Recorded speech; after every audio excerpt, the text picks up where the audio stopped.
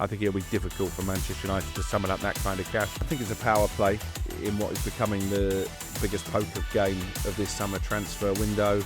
Hojlund and his camp are now reluctantly admitting that his United career is over. Isak hasn't shown much loyalty either to his manager, to his teammates, who I'm sure will be seething. This could be an opportunity for Manchester United to land a top goalkeeper for a relatively modest fee.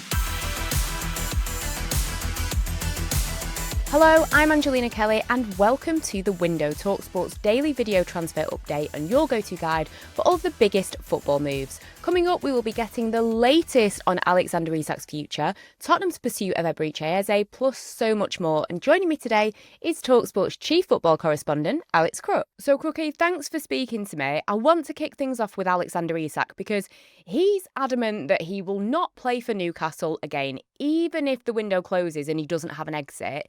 So, will this Liverpool move happen? And if not, I mean, we've got a World Cup on the horizon. So, is this a bit of an empty threat maybe? Because what is he going to do? Will he just sit on the bench?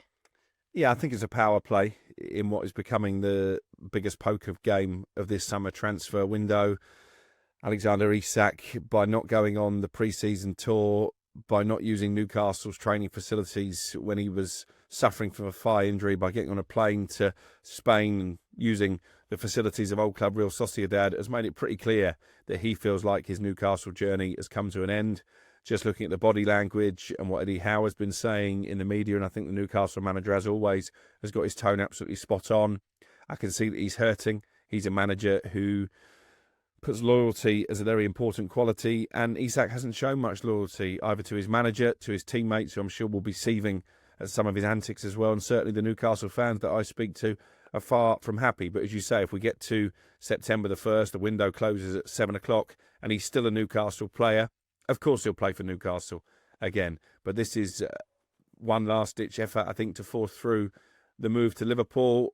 For their part, Newcastle are reluctant sellers, but they are trying to facilitate this British record move by looking for a big-name replacement. They obviously made a club record bid themselves for Benjamin Šeško before he decided to join Manchester United. They're in talks with Porto over Samu. That would be another huge undertaking.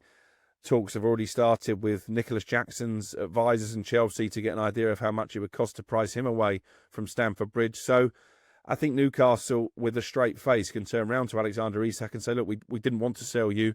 We tried to source a replacement. And if they don't get that replacement, he's going to have to stay. It's as simple as that. They need not one but two strikers because Callum Wilson has also left. Johan Wissa likely to be the Wilson replacement. But they do need a big name to fill that vacant number 9 shirt that I think was being saved for Isak before all this kicked off. Realistically, who can Newcastle bring in at this point as a big name? Well, options are thin on the ground anyway, and we've seen that all summer, not just with Newcastle, but a lot of clubs looking for number 9s. They're all basically fishing in the same pond. There were a lot of clubs in for Hugo Ekitike in the Premier League before he went to Liverpool.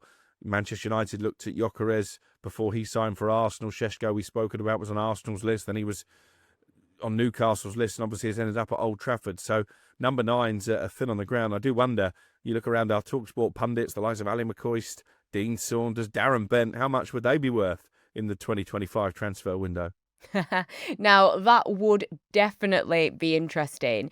Switching gears now to our club, Manchester United, and I want to get into the exits because it's looking like Alejandro Garnacho and Rasmus Hojlund could be heading out. So tell us more about that. But also, what's going on with Anthony? Because he wants to go back to Real Betis. So what is the hold-up? Well, I think the hold-up there is that they don't want to pay Manchester United's asking price. He's not particularly entertaining offers from anywhere else, although there was some talk he might consider Saudi Arabia. So I think that will be one that gets done late in the window, maybe another loan deal with an option or an obligation to buy. In terms of Alejandro Garnacho, it's pretty clear now that Chelsea is the only club for him, and we're waiting for Chelsea to make their first offer. But again, there's no real urgency on Chelsea's part because they know the nearer we get to September the 1st, the more desperate United's need to sell becomes, and that £50 million price tag that United is sticking to at this moment in time will come down. It's a pretty difficult position for United when it's been so public, the spat between Ruben Amorim and Garnacho, and because Garnacho, like Anthony, only has one destination in mind. In terms of Rasmus Hojlund, we reported this over the weekend when he was left on the bench and Mason Mount was used as a false number 9 for the friendly against Fiorentina, that despite originally saying he wanted to stay and fight for his place, and he went public with that during the pre-season tour of America, Hojlund and his camp are now reluctantly admitting that his United career is over. Šeško has come in as the main man up front. They've got Joshua Zirkzee, a backup option. Cunha and Mbeumo could both play there as well. And I think Hojlund knows it's now best for all concerned. If he moves on, goes back to Italy, looks to rebuild his career. Again, no one is going to pay huge money for Rasmus Hojlund on the back of a really disappointing season in the Premier League. So it'll be a loan deal with an option, I'm told, of around £40 million for next summer. And if Milan decide to trigger that option, that would be break even, if you like, on the books, and therefore that would negate any PSR issues over the huge fee that Manchester United paid to sign Hojlund from Atalanta in the first place. Now, a lot of Man United fans are calling out for a midfielder. We've obviously heard about Carlos Baleba, but will they buy a midfielder? And do you think that maybe Man United fans should just be happy with the window that they've had, because the fact that they have made 3 big signings, 3 signings that can score goals, and that's what Man United were lacking with 44 Premier League goals last season? Yeah, but I think there were issues all over the pitch. You might ask me about Gigi Donnarumma, and the whispers about him coming to Manchester United seem to be getting louder, actually. And obviously the goalkeeper was a huge problem, not just last season, but for the past 2 years. And when it comes to the deep-lying midfielder, that enforcer in midfield, well, I'd argue we've been struggling there since Michael Carrick left the football club. I was advocating for Declan Rice 5 years ago as a transformative signing, and I think he would have had the same impact at Manchester United that he's had at Arsenal. So it is a key area of the team. It's been a problem throughout pre-season as well. Bruno Fernandes played in there, but as we saw in the Europa League final, doesn't really bring the best out of him. I think Kobbie Mainoo is still trying to find his way back to full fitness, full confidence, and therefore get back to top form as well. I'm not sure that Manuel Ugarte quite has the legs to do that week in, week out in the Premier League. So Baleba would be a tremendous signing for Manchester United, a game changer as far as I'm concerned. Will it happen this summer? I think it's unlikely. Yeah, Brighton would want big money. They see him in the same bracket as Moises Caicedo, who went for a British record fee from Brighton to Chelsea of £115 million. I think it'll be difficult for Manchester United to summon up that kind of cash, regardless of if the player wants to move or not. So you're having Donnarumma in net? Every day of the week and twice on Sundays. I mean, listen, he's a goalkeeper, I think, throughout his career has always been someone who's labelled as having a mistake in him, but he didn't show that last season. He was brilliant, particularly in the second half of the campaign as PSG stormed to the Champions League. I remember the saves that he made against Aston Villa at Villa Park, when actually Villa were on the brink of a comeback in that knockout tie, and against Arsenal in the semi-final as well, when they were coming on strong in the leg in Paris, having lost at home. I think he's a brilliant goalkeeper, arguably the best goalkeeper in the world at this moment in time. It's bizarre that Paris Saint-Germain seem determined to force him out. They've left him out of their squad for the Super Cup.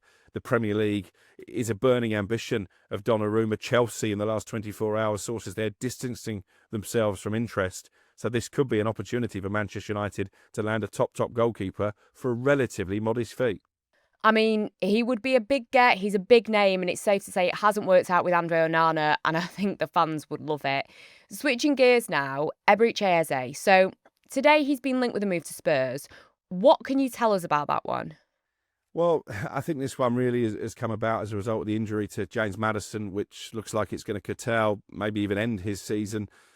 Tottenham were interested in Eberechi Eze at the start of the window. Then they started to distance themselves when Arsenal came in. Obviously, Arsenal yet to formalise their interest by way of a bid. I'm going to write about this in my notebook today. I think part of the reason for that is because they see Eze as a number 10. They've got Martin Ødegaard, the captain of last season there, and they've promised Ethan Nwaneri minutes in that position. So maybe Eze no longer a priority for Arsenal. He is a priority for Spurs because of the injury to Maddison. They've missed out on Morgan Gibbs-White. The fascinating aspect here is we were under the impression that Eze's release clause of £68 million expired 2 weeks before the start of the Premier League season. Doesn't actually, I'm told this morning by sources close to the situation, expire until this Friday, so the day the Premier League season kicks off. So it's a small window, but there is an opportunity if Spurs want to activate that release clause. I think, like Arsenal, they probably value Eze more in the £55 to £60 million bracket, but certainly talks are underway between Palace and Tottenham to see if this deal can be done.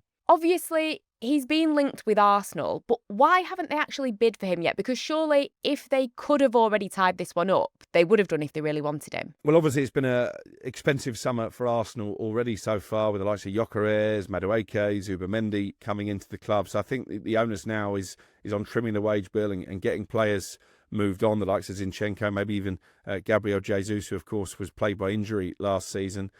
They still need to balance the book, so maybe that will give Tottenham the advantage as well. But as I say, also part of their thinking is where does he really fit into the Arsenal team? Because Ødegaard, if he's fully fit, is going to be the starter in that number 10 with Ranieri as backup. They want 2 players for every position. They've got 2 players on the left-hand side as well at the moment in Martinelli and Trossard. If one of those is sold, then maybe that will provide a pathway for Eze. But at the moment, they've just got too many players. I think that's the harsh reality. Do you think they're any closer to actually shifting some of these names? I think Reece Nelson will get a move to the Premier League. Fulham keen on taking him. I wonder if that will be a permanent deal with an option to buy or a loan deal. Alexander Zinchenko is really keen to go. So is Jakub Kiwior, interestingly, but I think they'd rather keep him as a sort of versatile squad player who can play across the back line. There was a lot of chatter about Trossard and various clubs in Turkey and Saudi Arabia a few weeks ago, but that seems to have gone quiet. So I don't think they're particularly advanced in terms of selling anyone at this moment in time.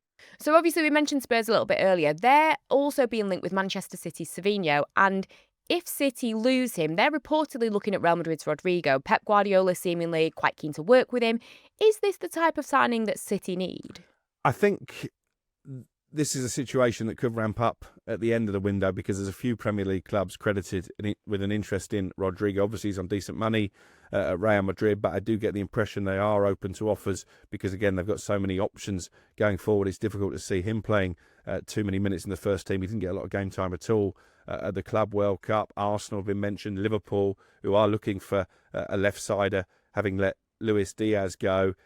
And again, I think the nearer we get to the window, the more inclined Real Madrid might be to accept a loan offer, and therefore there'll be a lot of top Premier League clubs who would want to be part of that conversation. The vibes coming out of City when it comes to Savinho are that they don't want to sell. It would take a Tottenham club record fee, I think, to do that deal, which is maybe why they've deviated to Eberechi Eze. And I think City will only really follow up their interest in Rodrigo if they did reluctantly sell Savinho. And finally, Bournemouth have sold their centre-back, Ilya Zabarnyi, to PSG today. That means that they've lost 3 of their starting back 4 and their goalkeeper from last season. Dean hasn't had a release clause. Kepa's loan from Chelsea ended. But did they really have to sell both Kerkez and Zabarnyi as well? It's difficult if you're a club of the size and the history of Bournemouth when a team of the calibre of Liverpool, the Premier League champions, come in for your first choice left back, and even harder when the European champions, Paris Saint-Germain, come in for your top centre-back. I think Zabarnyi has been pushing for this move for several weeks now. They've made a massive profit on him, and again, I think they will see it as a victory for their recruitment model. The 3 players they've sold this summer have gone to the English champions, to the European champions, and to Real Madrid. Bournemouth, not like long ago, 2 decades ago, were playing in League Two against the likes of Dagenham and Redbridge. And they have got replacements coming in as well. I know they're really excited about Truffert, the left-back they've signed for a relatively modest fee to replace Kerkez. He could well be someone that we're talking about in future windows as having interest from top clubs. And they've reached an agreement with Lille to sign their centre-back, Bafode Diakate. He will be the second most expensive signing in Bournemouth's history. And I know Cherries fans are worried that they could be dragged into a relegation battle because they've lost so many from their back line. But I would take encouragement if I were a Bournemouth fan that they've kept Anton Semenyo. We know he spoke with Manchester United, Tottenham and Newcastle over the summer window. He signed a new contract. There's been interest in Marcus Tavernier as well, and he's still there. So I don't fear for Bournemouth. I think there's other teams in the Premier League who are far more vulnerable. Well, there you have it. Crookie, thank you so much for joining me. Remember, the window will be back tomorrow to keep you up to date with the latest rumours, done deals and everything in between. But in the meantime, don't forget you can also stay up to date with the transfer news via Alex Crook's transfer notebook on the website talksport.com. The window is in association with our own bookie, TalkSport Bet. Download the app or head to talksportbet.com if you want to get involved. 18 plus, T's and C's apply. BeGambleAware.org.